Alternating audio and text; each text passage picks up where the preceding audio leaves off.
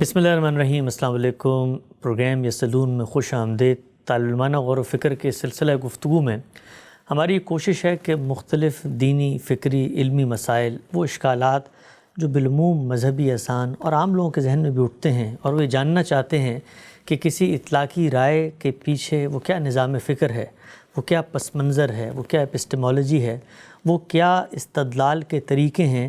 جن پر چل کے، جن پر غور و فکر کر کے کوئی صاحب علم کسی نتیجے تک پہنچتا ہے۔ میں خود ایک طالب علم ہوں اور ہمیشہ اس بات پہ اصرار کرتا ہوں کہ نتیجہ کبھی بھی اہم نہیں ہوتا۔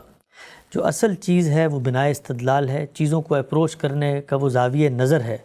وہ فکر ہے، وہ میتھڈولوجی ہے جس پر چل کے، وہ منہج ہے کہ جس پر عمل کر کے آپ درست نتائج تک پہنچ سکتے ہیں۔ ہمیشہ دیکھنا یہ چاہیے ہے کہ دین کے حوالے سے یا دین سے ہٹ کے بھی زندگی کے کسی بھی مسئلے میں آپ کو کوئی بھی مسئلہ درپیش ہے تو اس کا جو بھی حل آپ کے سامنے آ رہا ہے وہ حل کیسے اس فن، اس علم کے محکم مسلمات کی بنا استدلال پہ مبنی ہے۔ دین کے اندر بالعموم جو ہم چیز فراموش کر دیتے ہیں وہ یہی ہے کہ اطلاقی آراء تک پہنچنے کا سفر کیسے ہوا ہے۔ یعنی کسی بھی صاحب علم نے، کسی بھی عالم نے، کسی بھی فقیہ نے، کسی بھی مفکر نے اگر کوئی رائے قائم کی ہے تو اس رائے کو قائم کرنے کے پیچھے اس کی وہ محکم بنا استدلال، اس کا فکری سفر کیا ہے۔ اسی لیے کہ جب تک وہ سفر درست نہیں ہوگا اس وقت تک نتیجے تک پہنچنا، نتیجے کا سحر، نتیجے کی افادیت، نتیجے سے متاثر ہونا، یہ بالکل غیر اہم ہے۔ مذہبی معاملات یا غیر مذہبی معاملات، ہر جگہ پر جس چیز کی کوشش کرنی چاہیے وہ یہ ہے کہ ہماری اپروچ درست ہو اور چیزوں کو دیکھنے کا طالب علمانہ زاویہ نظر ڈیولپ ہو۔ طالب علمانہ زاویہ نظر کیا ہوتا ہے؟ طالب علمانہ زاویہ نظر یہ ہوتا ہے کہ آپ حقائق کو اعتراف کی جگہ پر کھڑے ہو کے، حقائق کو کسی بھی علم اور فن کے اندر اتر کے اپریشیٹ کرنا سیکھیں، جذبات سے، خارجی تعصبات سے، قائم شدہ تصورات سے اپنے ذہن کو علیحدہ کر کے آگے بڑھ کے غور و فکر، تنقید، اسی طریقے سے تحقیق کا رستہ اپنائیں تو اس کے نتیجے میں جو چیز سامنے آئے گی وہ اصل میں حقیقی علم ہوگا۔ علم اسی کا نام ہے کہ ہم چیزوں کی معرفت، چیزوں کے حقائق کو جانیں اور وہ ہمارا اعتراف بنے، ہماری شناخت بنے، ہماری پہچان بنے۔ آغاز کرتے ہیں۔ آج جو سوال ہمیں موصول ہوا ہے وہ سوال یہ ہے کہ غامدی صاحب ہمارے استاد مختلف جگہوں پر، مواقعوں پر اپنی رائے کا اظہار کرتے ہیں۔ ان سے جب یہ پوچھا جاتا ہے، ان کی کتابوں میں بھی درج ہے کہ کیا آج بھی جزیرہ نما عرب میں غیر مسلموں کی آباد کاری، غیر مسلموں کی مستقل رہائش، وہاں پر ان کے مذہبی مقامات کو بنانا، اس کا کوئی جواز ہے یا اس کا کوئی جواز نہیں ہے؟ اور سوال یہ پوچھا گیا ہے کہ جب یہ کہا جاتا ہے کہ جزیرہ نما عرب میں غیر مسلم آباد نہیں ہو سکتے تو اس کی حدود کیا ہے اور اس حدود کی تعین کیسے ہوگی؟ اس سوال کو پیش نظر رکھ کے میں نے بھی کچھ طالبانہ غور و فکر کیا اور اس کو اپنے ایک مضمون میں بیان کیا ہے۔ میں چاہوں گا کہ اسی مضمون کی روشنی میں اس سوال کا جواب بھی ہم تلاش کریں۔ آغاز کرتے ہیں۔ میں نے لکھا ہے کہ اللہ تعالیٰ نے سیدنا ابراہیم کے ذریعے جن علاقوں کا اپنی توحید کے مراکز کے طور پر انتخاب کیا تھا ان میں ایک جزیرہ نما عرب ہے جہاں سیدنا ابراہیم نے اپنے بیٹے اسماعیل کو آباد کیا تھا، اور دوسرا علاقہ کنعان ہے جہاں پہلے سیدنا اسحاق پھر سیدنا یعقوب علیہ السلام معمور ہوئے، جنہیں اسرائیل بھی کہا جاتا ہے۔ 7ویں صدی عیسوی میں رسول پاک صلی اللہ علیہ وسلم کو سرزمین عرب میں بھیجا گیا تو ہدایت کی گئی کہ وہ زمین جو خدا کی توحید کے لیے خاص ہے، اس میں اب دین پورا کا پورا صرف اللہ کا ہونا چاہیے ہے۔ وَقَاتِلُوهُمْ حَتَّى لَا تَكُونَ فِتْنَةٌ وَيَكُونَ الدِّينُ كُلُّهُ لِلَّهِ سورہ انفال۔ یعنی پہلے یہ پس منظر بتانے کی کوشش کی کہ جس موضوع کو ہم زیر بحث لا رہے ہیں کہ جزیرہ نما عرب کے اندر مشرکین کی آباد کاری نہیں ہوگی، تو یہ جزیرہ نما عرب کی وہ کیا حیثیت ہے، وہ کیا دینی حکم ہے جس کی وجہ سے یہ علاقہ اور یہاں پر مذہب یا ادیان یا باقی رہنے والے لوگ زیر بحث آئیں۔ اس کا ایک تھوڑا سا پس منظر میں نے بیان کیا۔ یہاں پر چونکہ بیان کرنا یہ مقصود ہے کہ جزیرہ نما عرب میں غیر مسلموں کی آباد کاری کی حدود بندی کیا ہے، لہٰذا یہ چیز تو یہاں بیان نہیں ہو رہی کہ اس کو بیان کرنے کے بعد وہ کیا وجہ ہے، وہ کیا علت ہے، وہ کیا سبب ہے جس بنیاد پر اس آیت جو سورہ انفال کی آیت ہے وَقَاتِلُوهُمْ حَتَّى لَا تَكُونَ فِتْنَةٌ وَيَكُونُ الدِّينُ كُلُّهُ لِلَّهِ کی کوئی اور فرع، کوئی اور حاصل بھی ہے جس کے نتیجے کے طور پر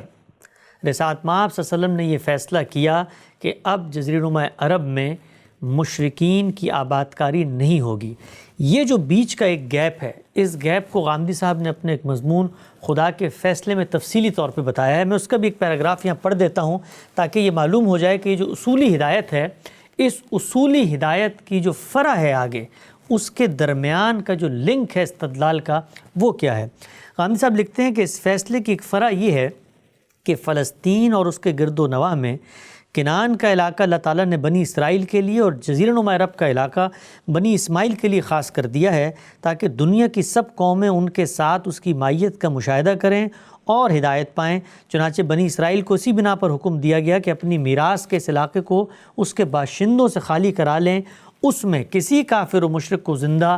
نہ چھوڑیں اور نہ اس کی سرحدوں سے متصل کسی علاقے میں کافروں اور مشرکوں کی کوئی حکومت قائم رہنے دیں، الا یہ کہ وہ ان کے باج گزار بن کے رہیں۔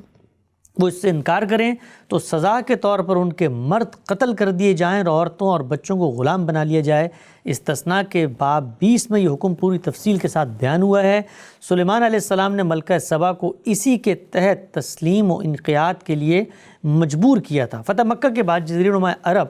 میں مشرکین کے تمام معاہدے اسی کے تحت ختم کیے گئے۔ لا یجتمع دینانی فی جزیرت العرب کی ہدایت بھی اسی کے تحت ہے۔ چنانچہ سرزمین عرب میں اسی بنا پر نہ غیر اللہ کی عبادت کے لیے کوئی معبد تعمیر کیا جا سکتا ہے، نہ کسی کافر و مشرک کو رہنے بسنے کی اجازت دی جا سکتی ہے۔ یہ تمام احکام توحید کے اس مرکز سے متعلق ہیں، ان کا دنیا کے کسی دوسرے علاقے سے کوئی تعلق نہیں ہے۔ گویا وہ جو اصولی بات تھی کہ دو علاقوں کا انتخاب ہوا، اس میں رسالت مآب صلی اللہ علیہ وسلم کو ایک ہدایت دی گئی۔ سورہ انفال کی جو آیت میں نے یہاں پر پڑھی، اس آیت کی ایک فرع، یعنی اس حکم کی ایک فرع، حکم کی فرع سے کیا مراد ہے کہ جب آپ کسی ہدایت پر عمل کرتے ہیں تو کچھ اس کے لازمی تقاضے سامنے آ جاتے ہیں۔ یعنی ایک ہدایت پہ اس وقت تک مکمل طور پہ عمل نہیں ہو سکتا جب تک اس کی یہ کلوریز جو ہیں ان کو بھی فلفل نہ کر لیا جائے۔ تو غامدی صاحب نے اپنی کتاب مقامات مضمون خدا کے فیصلے میں وہ لنک، وہ استدلال بھی سمجھایا کہ اس آیت کے بعد، اس حکم کے بعد جو حکم رسالت مآب صلی اللہ علیہ وسلم کو دیا ہے، اس کی ایک فرع ہے یہ کہ اب اس علاقے میں غیر مسلم مشرک اقوام کی عبادت گاہیں، ان کے مراکز، ان کا شان و شکو، ان کی فتوت کے جذبے سے سرشاری کا کوئی احساس، کوئی ان کی تہذیبی شناخت یہ برقرار نہیں رہے گی۔ اس کے بعد میں اپنے مضمون کو یہاں سے دوبارہ آگے شروع کرتا ہوں۔ آپ صلی اللہ علیہ وسلم نے اس ہدایت پر پوری طرح عمل کیا اور یہی ہدایت اپنے صحابہ کو بھی فرمائی۔ آپ کا ارشاد ہے، اخرجوا یہود اہل الحجاز و اہل النجران من جزیرۃ العرب، حجاز کے یہودیوں اور اہل نجران یعنی نصارہ کو جزیرہ عرب سے باہر کر دو۔ ایک دوسرے موقع پر رسالت مآب صلی اللہ علیہ وسلم نے فرمایا ہے، پہلی روایت جو میں نے پڑھی مسند احمد کی ہے، 1693 اس کا نمبر ہے، سنداً یہ صحیح روایت ہے۔ ایک دوسرے موقع پر رسالت مآب صلی اللہ علیہ وسلم نے فرمایا، لَأَخْرِجَنَّ الْيَهُودَ وَالنَّصَارَى مِن جَزِيرَةِ الْعَرَبِ حَتَّى لَا عَدَا إِلَّا مُسْلِمًا، میں ان یہود و نصارہ کو ضرور بضرور عرب کے جزیرے سے نکال دوں گا، یہاں تک کہ اس جگہ مسلمانوں کے سوا کسی کو نہیں رہنے دوں گا۔ صحیح مسلم رقم 3319، سنداً بالکل درست روایت ہے، یہ صحیح روایت ہے۔ یہ دو احادیث رسالت مآب صلی اللہ علیہ وسلم سے اس معاملے میں ہمیں ملتی ہیں، اور بھی روایات ہیں آگے زیر بحث آئیں گی، لیکن جنہیں میں نے سر عنوان بنایا ہے کہ ان میں یہ بات سامنے آتی ہے کہ جزیرہ نما عرب کے اندر اب رسالت مآب صلی اللہ علیہ وسلم کی ہدایت کے مطابق کیا فیصلہ کرنا ہے، اور یہ ہدایت کس پس منظر میں ہے؟ یہ ہدایت اسی پس منظر میں ہے جو حکم اصل دیا گیا ہے کہ ان علاقوں کو اب توحید کے مراکز کے طور پہ خاص کر لیا گیا ہے، حتیٰ لا تکون فتنہ، یہاں کوئی باقی دین قائم نہیں رہے گا، ویکون الدین کلہ للہ کے تحت۔ اور اب اس حکم کی فرع ہے جس کو رسالت مآب صلی اللہ علیہ وسلم نے ارشاد فرمایا۔ اس حکم سے کیا مراد ہے، اس کے لازمی تقاضے کیا ہیں، اور وہ حدود بندی کیا ہے، جو بنیادی سوال تھا جزیرہ نما عرب کی، جہاں آج کے اس دور میں کھڑے ہو کر بھی ہم یہ کہیں گے کہ دین کا یہ تقاضا ہے کہ یہاں پر غیر مسلموں کی عبادت کاری نہیں ہوگی اور ان کی عبادت گاہیں تعمیر نہیں ہو سکتی۔ رسول اللہ صلی اللہ علیہ وسلم نے دنیا سے رخصت ہوتے وقت بھی بعد کے لوگوں کو پوری صراحت سے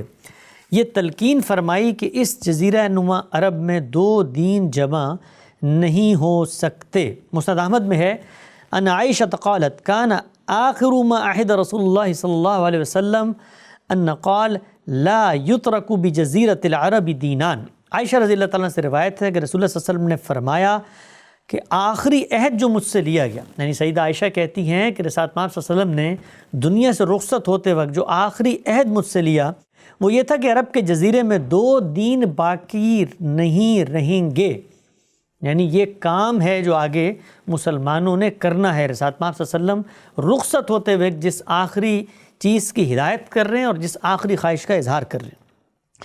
قرآن مجید اور احادیث کی ان واضح تصریحات کے بعد یہ بات تو بالکل واضح ہے کہ یہ حکم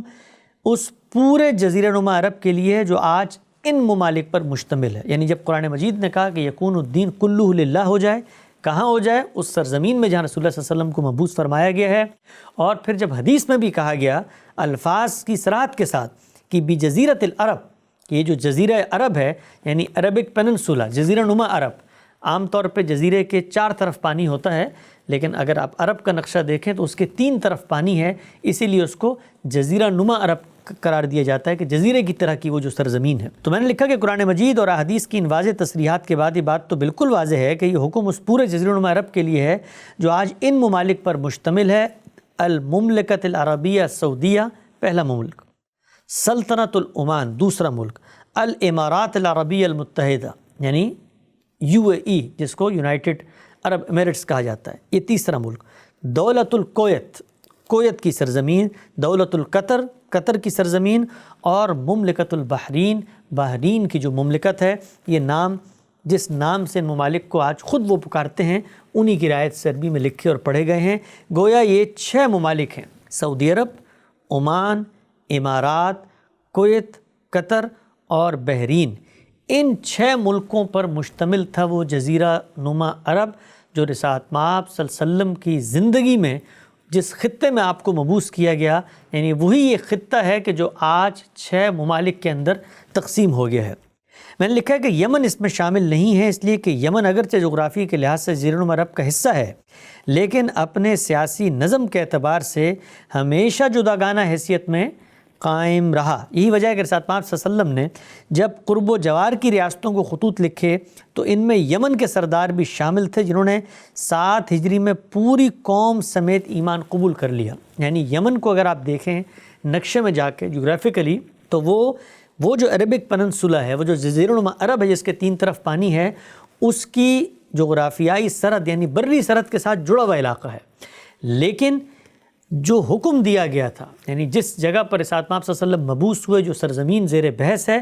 اس میں ہم اس کو شامل نہیں کرتے، اگرچہ یہ زمینی لحاظ سے بری لحاظ سے جڑا ہوا ہے۔ اس کی وجہ کیا ہے؟ اس کی وجہ یہ بیان فرمائی کہ اگرچہ جغرافی کے لحاظ سے جڑا ہوا ہے لیکن اپنے سیاسی نظم کے اعتبار سے وہ ہمیشہ علیحدہ رہا۔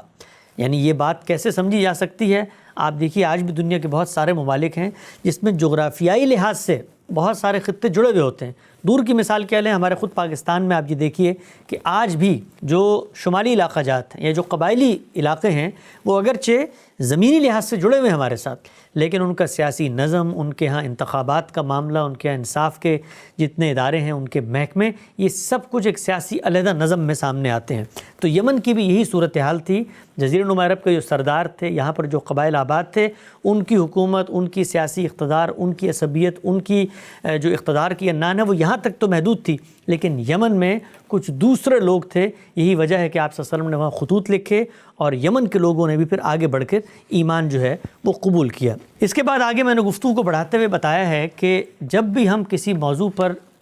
طالبانہ غور و فکر کرتے ہیں تو اس میں ضروری ہوتا ہے کہ اس مسئلے پر امت کی جو علمی تاریخ ہے، یعنی امت کی جو ماضی ہے، امت کی جو تراث ہے، کیونکہ کوئی بھی ایسا مسئلہ آج پیدا نہیں ہوا۔ یعنی ہم لوگ ایسا نہیں ہے کہ آج اٹھے ہیں اور انہوں نے دین کے کسی مسئلے پہ نئے غور و فکر کا آغاز کیا ہے، بلکہ اگر یہ قرآن کی آیت موجود تھی، اگر یہ حدیثیں موجود تھیں تو پھر یہ کیسے ہو سکتا ہے کہ ہمارے ماضی کے جلیل القدر علماء نے، ہمارے اکابرین نے، ہمارے اسلاف نے اس معاملے میں کوئی رائے نہ دی ہو۔ تو یہ بھی طالبانہ غور و فکر کا ایک لازمی تقاضا ہے کہ جب بھی ہم کسی سوال کے جواب یا اس کے نقطہ نظر کی میتھڈالوجی پہ غور کر رہے ہوں تو ماضی کی علمی روایت کا بالاستیعاب مطالعہ کریں اور یہ جانیں کہ خود علماء عہد بہد اس کو کیسے دیکھتے تھے۔ تو میں نے آگے لکھا ہے کہ یہی نقطہ نظر، یہ جو نقطہ نظر اوپر بیان کیا ہے میں نے کہ جی یہ 6 ممالک ہیں، جزیرہ نما عرب ہے، جس کے بارے میں یہ ایک حتمی ہدایت رسول پاک صلی اللہ علیہ وسلم نے دی تھی کہ یہاں پر کسی اور مذہب کے لوگ اب جمع نہیں ہو سکتے، ان کی تہذیبی شناخت قائم نہیں ہو سکتی، ان کی عبادتگاہیں نہیں بن سکتی، وہ مستقل شہری نہیں بن سکتے۔ یہی نقطہ نظر امت اسلامی کے اکثر علماء نے اپنایا ہے، یعنی آپ اگر آج بھی علماء سے پوچھیں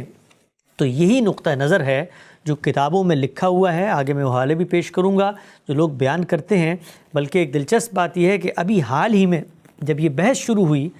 کہ امارات کے اندر کوئی ہندوؤں کا مندر بننا چاہیے، کوئی گرینڈ ٹیمپل کی بات ہونے شروع ہوئی، اور پھر سعودی عرب میں بھی چونکہ ایک بڑی تعداد ہے ہندوستانی سے گئے ہوئے ہندو مذہب کے ماننے والوں کی، تو وہاں بھی یہ ڈیبیٹ شروع ہوئی۔ تو سعودی عرب کے اندر ہم جانتے ہیں کہ مذہبی معاملات آل شیخ کے سپرد ہیں، وہاں کے جو علماء ہیں وہ اس میں رائے دیتے ہیں، ان کی کونسلز بنی ہوئی ہیں۔